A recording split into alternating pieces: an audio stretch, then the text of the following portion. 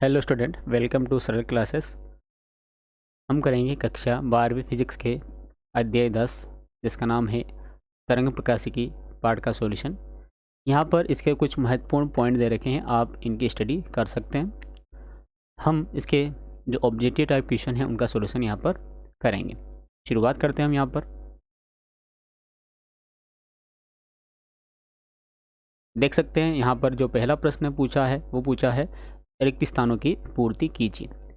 पहला प्रश्न है यहाँ पर, ज्यामिति छाया में प्रकाश के अतिक्रमण को खालिस्तान कहते हैं। जब ज्यामिति छाया में प्रकाश का जो अतिक्रमण होता है, यह घटना प्रकाश का विवर्तन कहलाती है। तो आपको यहाँ पर क्या लिख देना है, यहाँ पर आपको लिख देना है विवर्तन। यहाँ क्या लिखेंगे आप, यहाँ लिखेंगे विवर्तन।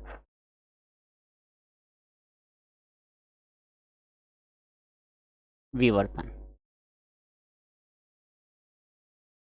सेकंड है, श्वेत प्रकाश में पतली फिल्म के रंगीन दिखाई देने का कारण खालिस्तान की घटना है। तो जो प्रकाश का व्यतिकरण की घटना होती है, इस घटना के कारण जब पतली फिल्म में श्वेत प्रकाश गुजारा जाता है तो वह रंगीन दिखाई देती है। तो इसका जो कारण है वो है व्यतिकरण। तो आपको यहाँ पर व्यतिकरण लिख देना है। थर्ड है, तरंग संचरण के दौरान समान कला में दोलन करते हुए बिंदुओं के बिंदु पथ को खालिस्तान कहते हैं। तो जब तरंग संचरण के दौरान समान कला में जो बिंदु दोलन करते हैं, उस बिंदु पथ को तरंगाग्र कहा जाता है। तो यहाँ तरंगाग्र लिख देंगे। बिंदु स्रोत के कारण उत्पन्न तरंगाग्र खालिस्तान होता है। बिंदु स्रोत के कारण जो तरंगाग्र उत्पन्न होता है वह होता है गोलीय तरंगाग्र। तरंगाग्र 3 प्रकार के होते हैं। तो यहाँ पर बिंदु स्रोत का पूछा है तो ये होता है गोलीय। फिर है, तरंग स्रोत के प्रेक्षक से दूर जाने के कारण तरंगदैर्घ्य में वृद्धि को खालिस्तान कहते हैं। जब तरंग स्रोत से प्रेक्षक दूर जाता है तो उसके कारण से उसकी तरंगदैर्घ्य में कुछ वृद्धि हो जाती है, जिसे हम बोलते हैं डॉपलर प्रभाव। क्या बोला जाता है, डॉपलर प्रभाव इसे बोला जाता है। और ये डॉपलर प्रभाव हमें तरंगों के साथ साथ ध्वनि में भी देखने को मिलता है। इस डॉपलर प्रभाव का एक और नाम है जिसे हम बोलते हैं अभिरक्त विस्थापक। क्या बोला जाता है, अभिरक्त विस्थापक, या हम लिख देते हैं यहाँ पर अभिरक्त विस्थापक, ये भी इसे बोला जाता है।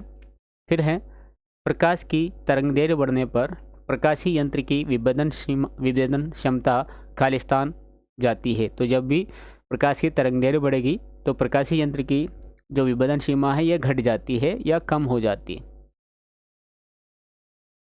व्यतिकरण के लिए दोनों तरंगों की आवृत्तियां खालिस्तान होनी चाहिए। तो ये व्यतिकरण की आवश्यक शर्त है। तो व्यतिकरण की आवश्यक शर्तों में आता है कि दोनों तरंगों की आवृत्तियां समान होनी चाहिए।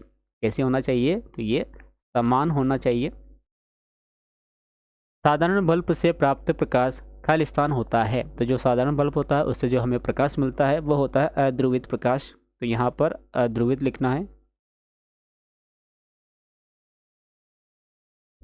आनंद पर स्थित प्रकाश स्रोत का तरंगाग्र खालिस्तान होता है। तो जब प्रकाश स्रोत आनंद पर स्थित होता है तो उससे जो तरंगाग्र बनता है वो बनता है समतल तरंगाग्र।